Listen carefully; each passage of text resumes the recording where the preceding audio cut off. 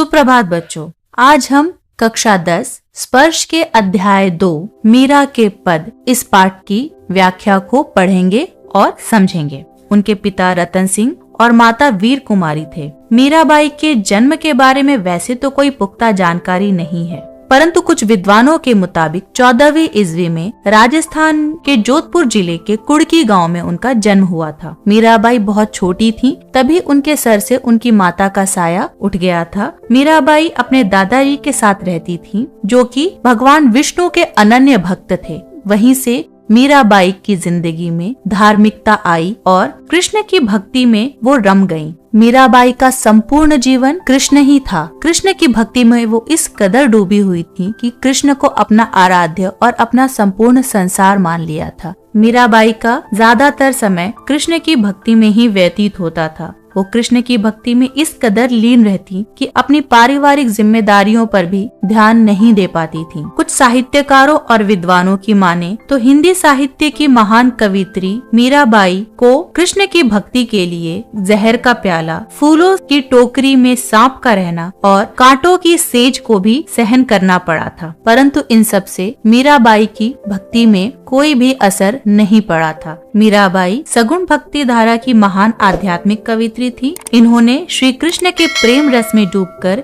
कई कविताओं, पदों एवं छंदों की रचना की थी। मीराबाई जी की रचनाओं में उनका श्री कृष्ण के प्रति अटूट प्रेम, श्रद्धा, तल्लीनता, सहजता एवं आत्मसमर्पण का भाव साफ साफ झलकता है। मीराबाई की ज्यादातर रचनाएं राजस्थानी, ब्रज, गुजराती भाषा की शैली में मिलती हैं। सच्चे प्रेम से परिपूर्ण मीराबाई की इन रचनाओं में और उनके भजनों को आज भी लोग पूरी तन्मयता से गाते हैं। मीराबाई ने अपनी इन रचनाओं में बहुत ही शानदार तरीके से अलंकारों का भी प्रयोग किया है। इन्होंने बेहद सरलता और सहजता के साथ अपनी रचनाओं में प्रभु श्री कृष्ण के प्रति प्रेम का वर्णन किया है। इसके साथ ही उन्होंने प्रेम में होने वाली पीड़ा को भी व्यक्त किया है। कुछ पौराणिक कथाओं के मुताबिक भक्ति धारा की महान कवित्री मीराबाई जी ने अपने जीवन का आखिरी समय द्वारका में व्यतीत किया। वहीं करीब 15वीं शताब्दी में द्वारकाधीश मंदिर में कृष्ण के प्रेम में डूबकर भक्ति भजन कर रही थीं और इसी समय वो श्री कृष्ण के पवित्र हृदय में समा गई थीं। तो आइए आज हम मीराबाई के लिखे इस पद्य को पढ़ते हैं और समझते हैं। हरि आप हरो जनरी भीर, द्रौपदी री लाज राखी, आप बढ़ायो चीर, भगत कारण रूप नरहरि, धर्यो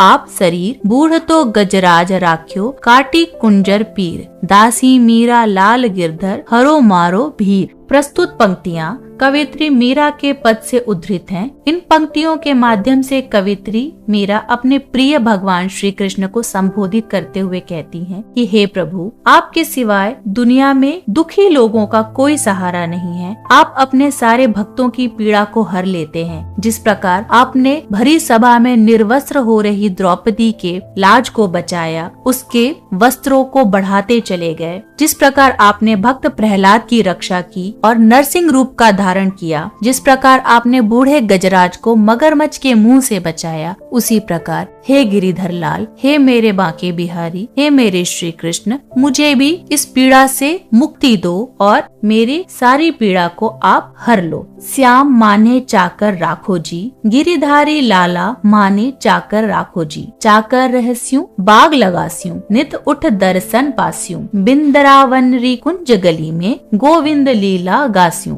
चाकरी में दर्शन पास्यूं, सुमरण पास्यूं खर्ची, भाव भगती जागिरी पास्यूं, तीनू बाता सरसी, मोर मुगट पीताम्बर सो है, गल बैजंती माला, बिंदरावन में धेनु चरावे, मोहन मुरली वाला, ऊंचा ऊंचा महल बनाव, बिच बिच राखूं बारी, सावरिया दर्शन पास्यूं, पहर कुसुम्बी साड़ी, आधी रात प्रभु दर्शन दीचो जमना जी रे तीरा, मीरा रा प्रभु गिरधर नागर, हिवड़ो घणो अधीरा। प्रस्तुत पंक्तियाँ कवित्री मीरा के पद से उद्धृत हैं। इन पंक्तियों के माध्यम से कवित्री मीरा अपने प्रिय भगवान श्री कृष्ण को संबोधित करते हुए कहती हैं कि हे श्याम, हे प्रभु, मुझे आप अपनी दासी बना के रख लीजिए। मैं आपके लिए बाग लगाऊंगी जिसमें आप घूम सकें, विहार कर सकें। कम से कम मैं रोज आपके दर्शन तो पा सकूंगी।